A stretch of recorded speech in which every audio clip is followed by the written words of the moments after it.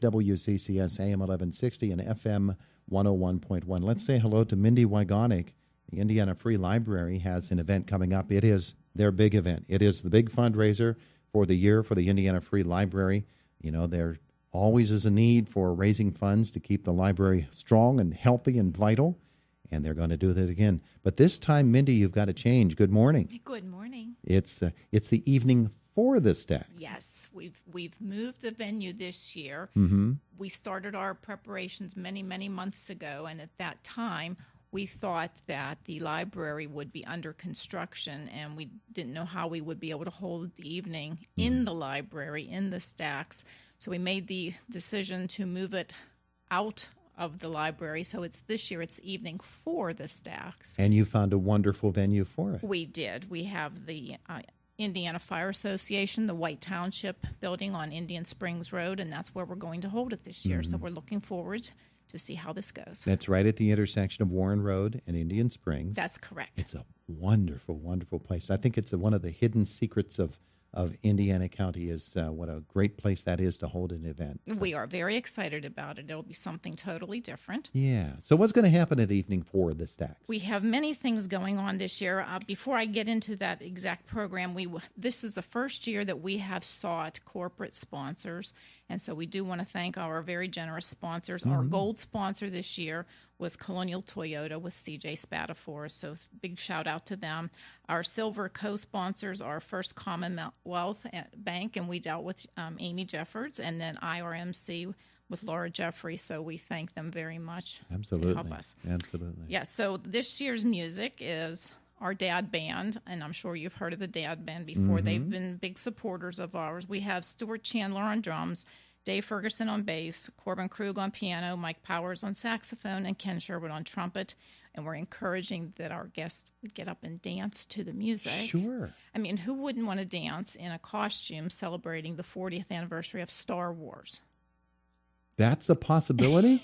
Of course, please. We could have Chewbacca up there dancing, Darth Vader, whomever. So you're turning this into a costume event? Yeah, so we've done that the last few years since we moved it to the last Friday in October. We've encouraged costumes, so we're looking for those costumes to celebrate the 40th anniversary of Star Wars. Well, how about that? You didn't let that one slip until just now, but man, oh man, now people have to go. Oh, yes, you must. You absolutely must. 40 years of Star Wars. You can even take your lightsaber with you? Oh, please, yes. Yeah, well, yes, you just may not use it on other guests. I understand. Okay. I understand. Okay.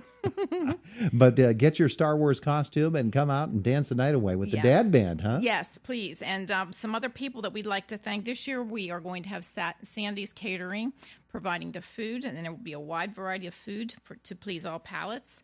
We have Commonplace Coffee House. T.J. Fairchild will set up his coffee station again. Our New Century Club is a support group for the library that usually mans our used book sales, and they will be there with their cookies and desserts and have their own raffle going on.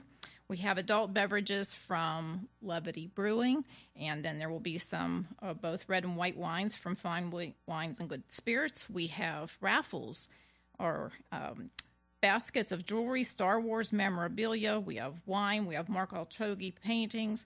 And then we have our big raffle, which are Steelers tickets to the New England Patriot game in December. Ooh. So lots going on this year, and we're very excited. Yeah, so we want people to come to this event, Evening for the Stacks. So that'll be the 27th of October. Correct, from 6 o'clock until 8:30. So how do people get tickets?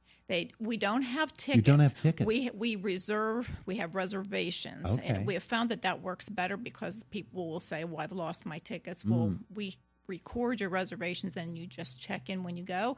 So you come to the library and pay for your reservations, and then you get your name put on the list. Terrific. That's a great idea. It seems to work for us. At the library every day, we get people who arrive early and they can't wait to get in. Yes. And so fight your way through the crowds there at the library to get in, and you can. You can get your reservation. And make your reservation. It's more than worth it, and we hope that a lot of people do that. And this year we've had people ask about our stars. Each year people can also, to support the library, can purchase a gold or silver stars in memory of their loved ones or in in support of loved ones or whatever they would like to do. And we will still hang those stars in the library, even though we're moving Stack's event off-site. Yeah. But then we will have a recognition board for those people on site at the fire hall as well, so that you can see who has supported us through stars purchases. That's wonderful. Yes. That's wonderful. The library does so many, many things, and we see the folks coming in. I'm not kidding. They do. They come early. Yes, they do. And they can't wait to get in. And when you walk in there and you see everybody that is there and what they happen to be doing, the computers are always very, very busy. Folks, Very much so. Folks get themselves involved in those. They're in the stacks themselves, and they're enjoying those things. And it's just such a wide variety of offerings. There are from Indiana so Free many Library. programs. I don't think that there's another library in the state that offers more programs than what the Indiana Free Library does. It is just, it warms your heart. There Yeah. are so many offerings for all ages. Yeah. So what appeals about the library to you? What made you want to get so involved with it? Well, I went to our local library when I grew up, and of course I fell in love with the Black Stallion series, and they're still one of my favorite books ever. Yeah. But we moved here probably 45 years ago, and when our children were born and old enough, I started bringing them to this library for the children's programs, and that area in the library still is very near and dear to me. If you can get a child to get excited about reading, it says it all. Yeah. Do you know that there are states in this country that look at the third grade reading levels to predict their future prison populations? Wow. So it's very important to get children to love their books, read stories to them, get them in there to take their own books out and get them excited about it. Absolutely. And when you say programs, there are programs geared to all aspects of society. It doesn't matter your age or your interest. There's something for you. That is correct. We have knitting groups. We have reading books. Groups. We have just about any kind of a group that you can think of. We have a wonderful area for people to meet, so it works out for the entire community, all ages, as you've said. Absolutely. We're enjoying a time today with Mindy Wygonik, and we're talking about the Evening for the Stacks coming up on October the 27th at the Indiana Fire Association West Station. That's at the intersection of Indian Springs Road and Warren Road. And all you need to do to make sure that you're there is get yourself a Star Wars costume. You don't necessarily have to, No, you do but that not would be have to. fun. But you do need to make your reservation by stopping by the library. So are you going to be a Princess Leia? No, I lean towards the nerd side, so I would probably be Yoda or R2-D2. Yoda wasn't in the first one, was he? I don't think so. But he's accepted, though. If you watch the Star Wars movies, you know he was around. He just wasn't featured in the movie that time. There you go. But it is such Sounds like you know your Star Wars. I have no idea. I have no idea. You talk to Whittison, he can tell you all about Star Wars. I'm Not sure me. he could. Not me. I don't know a thing about them, but I know just enough to make it sound like I do. But evening for the Stacks. See, I'm doing it.